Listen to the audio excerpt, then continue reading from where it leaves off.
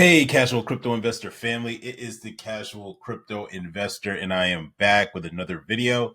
Man, I know, guys, long time no video. I know it's been about a week since I made a video. Work has been absolutely insane for me. I just have not had the time or energy to make any videos because work has, my 9 to 5 has been absolutely crazy. Definitely one of the most busiest weeks I've had for the first part of this year. So I apologize for that. I did try to put up a short in regards to, or short video in regards to Ripple getting their license in Dubai. So I did do that. But honestly, guys, I just haven't even had the time just to even like just focus on like little things that I need to focus on. So I apologize for that, but the seas are kind of calming a little bit for me. And so I'm back in the saddle, bringing you this crypto content. I couldn't believe it yesterday when I saw it on Twitter and definitely I highly recommend, guys, quick shameless plug before I get into the market and all this kind of stuff. But definitely do me a favor. Follow me on my Twitter account. I'm definitely very active on there. And again, sometimes it's easier for me to tweet out information and tweet content out than it is for me to make a video. So you can follow me at the Casual Crypto Investor X account or Twitter account. So that way you can stay locked in, stay updated in regards to what's going on with the community as well as what's going on in the overall crypto market. Okay. But yeah, like literally I was watching my cell phone the other day, looking on Twitter, staying plugged into what's happening in the crypto space. And I saw it. And at first I saw the Brad Garlinghouse video. At first, again, I was like, oh crap, is this AI? I was like steadily like watching his mouth, you know what I'm saying, to make sure that it was like one of those, like, wasn't sure what it was AI videos, but it was actual, it was from him. And I did go to the Ripple X account too as well, it was on there. And yeah, I just can't believe it, man. It's been a long road. I mean, I look back. I remember when it was announced that XRP was getting sued by the SEC. My heart just sank because I was just so optimistic. I still am, but I was just so optimistic on XRP, and I was buying it, buying it, buying it. I remember it tanked. I can't remember where it was. I think it might have been around 50, 60, 70 cents or something like that. And it like tanked all the way down to like 20 cents. I remember it was in December, right around the Christmas time. I was just like, oh my God, why? And then, a big, thing was, okay, well, am I going to be able to get my XRP, off the exchanges and all this kind of stuff? And so it's been a journey, guys, man. I mean, this has been definitely one of the most challenging investment, situations or opportunities that I've been involved in. I'm sure for a lot of you guys too as well. But we made it. We crossed the finish line, and I'm super excited for the future. It sucks that we've literally had to, wait 4 and 5, almost 4 or 5 years in order to get clarity on this.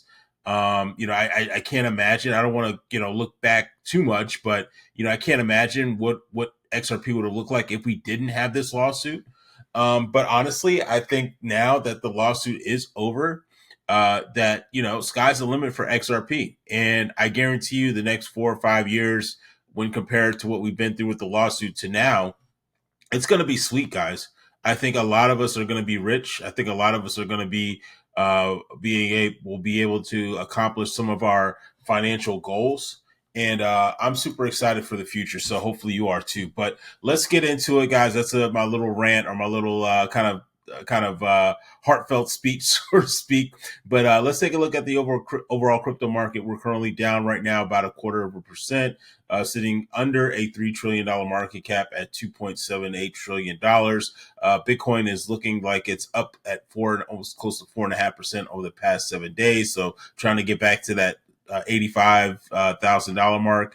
Man, Ethereum not really making much waves.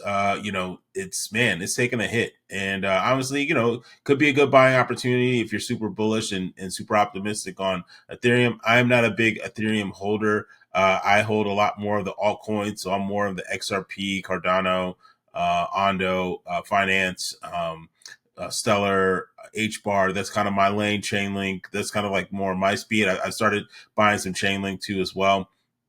But yeah, Ethereum, I don't know. We'll see what happens with it. But right, in terms of market cap, it's still sitting at a $237 billion market cap. XRP is now sitting at $141 billion, still barely under Tether right now. But I definitely think that over time, and as soon as we get some partnership announcements, ETF announcements, maybe even an IPO announcement, I think XRP is just gonna, man, it is gonna take off. So I'm optimistic for the future, and hopefully you are too. So let's get into it, guys. Got some content I want to share with you. Just in Pakistan to legalize cryptocurrency, and so we're starting to see a trend, guys. More and more countries across the world are looking to work with and figure out ways to use crypto and to integrate crypto into their country's finances, maybe even having a crypto exchange in their country. Again, guys, if you're investing in this crypto space, whether you started yesterday or you started 5, 6, 7 years down the road or later, guys, we're still ahead of the game. Many countries have not adopted crypto. This is the stock market 2.0. So a lot of countries are gonna start falling into the fold. They're gonna want to integrate. They don't want to be left up behind. They want to every country wants to be a innovator, a leader in this crypto space. Okay, and a lot of these countries are striking while the iron is hot. And so I'm glad to see that Pakistan is looking to fall in line. Hopefully, more and more countries, as will, which I'm sure are going to fall in line in regards to getting involved in this crypto space. So I'm super excited for that. And this is just another step, man. This is just another notch in the belt in regards to crypto being integrated in the overall world, right? Moving on to as well, soon Donald Trump will be speaking. So we do have the Digital Asset Summit in New York, which is happening today. I just saw that. I'm going to leave you out with a video from Donald Trump. Donald Trump did do a kind of, I guess, pre-recorded video in regards to what he's looking, or basically his thoughts on crypto. And so I'm going to share that video with you. But it's going to be interesting to what comes out of this today. I believe he also is going to be taking the stage with key figures like Michael Saylor and other industry leaders. And so I'm super excited to see what transpires from this summit today in New York City. All right. Also, too, as well, just in, Michael Saylor says Europe is going to need Bitcoin. So obviously he's pushing Bitcoin. He's heavily invested in Bitcoin. Europe has taken another stance. They're kind of some countries are pro Bitcoin, some are not. Especially when it comes to things like stable coins, like with Tether. I believe Tether was even banned in Europe. So I don't know. Again, I'm not a big Bitcoin maxi. I respect Bitcoin for what it has done and what it has kind of led in the industry. But I think there's other coins and other projects out there that have better utility than Bitcoin. That's just my take. And if Bitcoin's only claim to fame is a store of value, how is that? I don't know. I think you need more utility than just a store of value, in my opinion. So that's just my thoughts. Let me know in the comments what you think about that. But if you're in a European country and you're watching this video, do you like Bitcoin? Do you hate Bitcoin? Let me know in the comment section down below. All right. Also, too, as well. So I have an article here for you guys. I'm not going to read the whole thing, but Ripple celebrates SEC's drop appeal, but crypto rules still not set, right? So it's amazing that this case was dropped. Not poo-pooing on that by no means, because I'm still in disbelief that it's over, and I still have to pinch myself every now and then just to check and see if I'm dreaming, right? Because I've been so used of having this lawsuit on our backs. All right. But now, we can walk with a little bit more swagger nowadays that this lawsuit is now over. So, obviously, we need more regulations in regards to crypto. And so in the article, it says that crypto regulations must go through Congress for lasting change. So that's where it's It's all going to start. We need Congress to start laying the framework, start laying the road for what's allowed, what's not allowed, all that good stuff.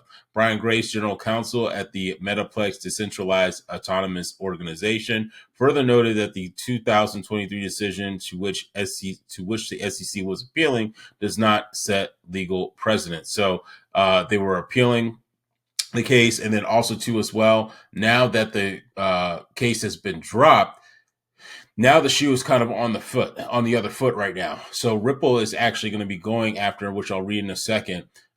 Ripple is going to be actually going after the SEC because they spent hundreds of millions of dollars on this case. And so now they're looking to see if they can potentially get some of that money back. So moving on, says that the SEC repeal also has limited influence on the ongoing legislative efforts to create a framework for the cryptocurrency industry in the U.S. Grace said that the onus is on Congress, not the SEC, to make lasting legal changes for the cryptocurrency industry. The U.S. crypto industry needs new legislation to provide clarity and protection. Without it, the plaintiffs bar can continue to sue in district courts across the country, relying on the Howey test. A friendly SEC also does not change this. We need a crypto market structure law, he said. All right. And so now this is coming from Brad Garlinghouse. He said, at this point, we're fighting for is, do we want to fight to get the $125 million back?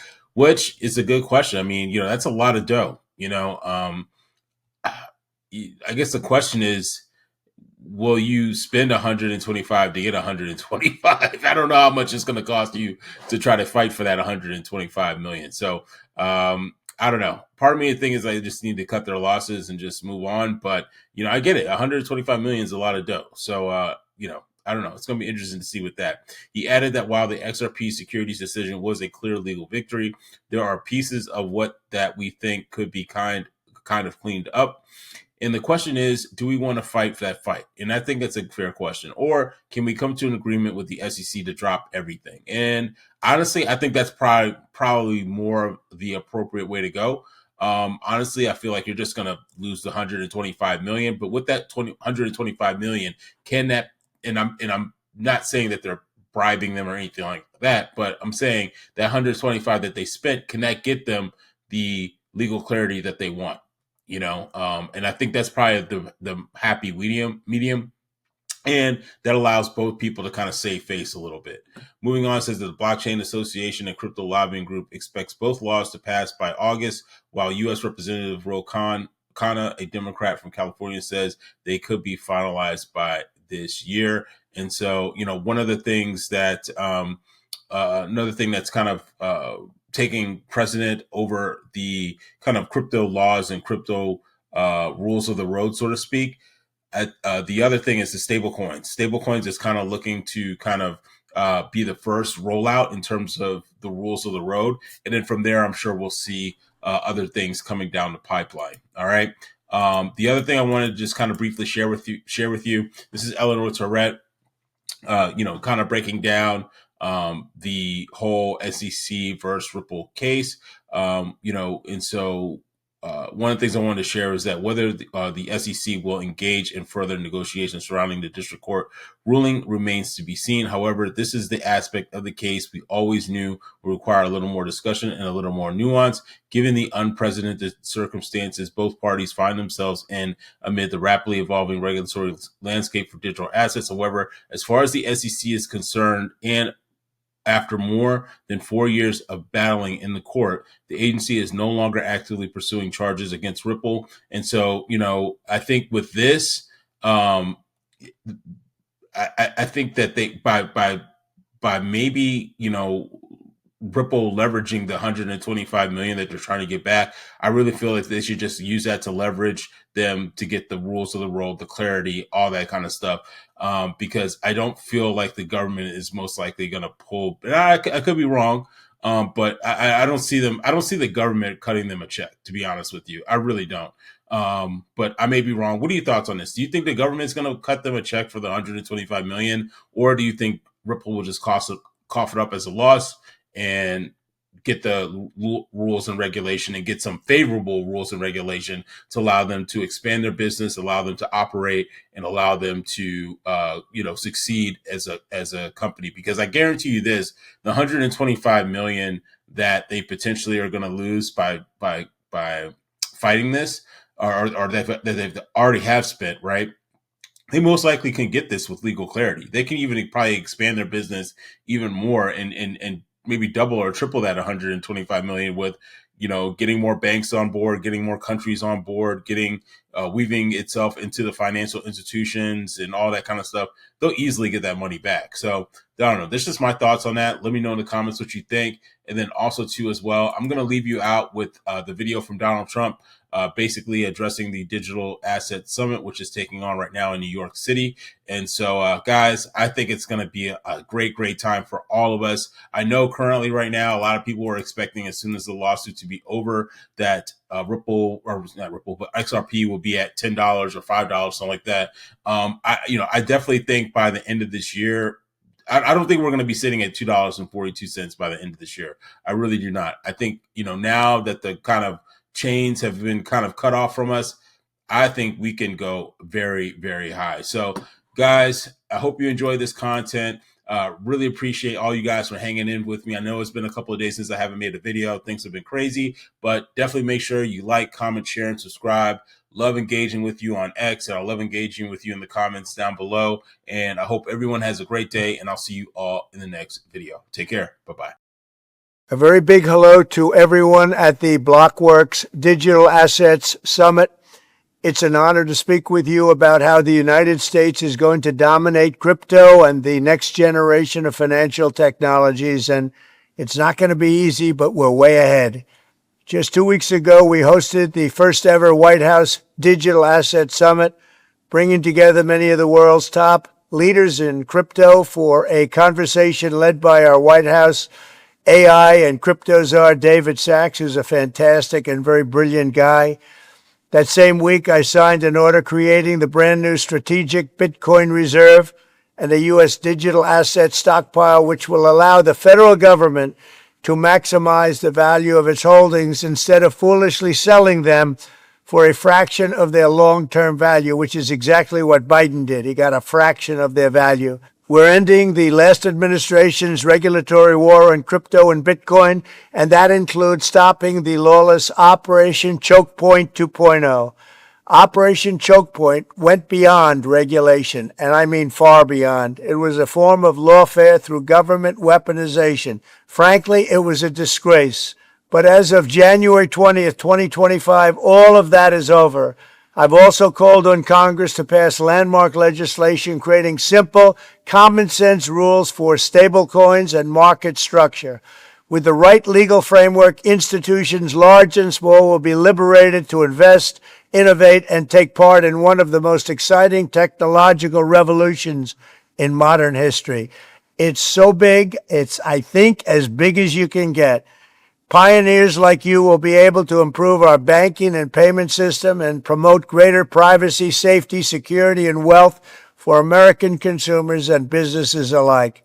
You will unleash an explosion of economic growth, and with the dollar-backed stablecoins, you'll help expand the dominance of the U.S. dollar, and many, many years to come, it'll be at the top, and that's where we want to keep it. We only want to keep it at the top, always.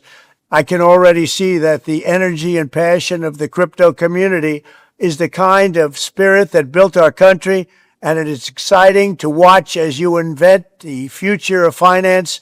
And right here, it's going to be right here in the USA, the good old USA. Together, we will make America the undisputed Bitcoin superpower and the crypto capital of the world. Thank you. Good luck. God bless America.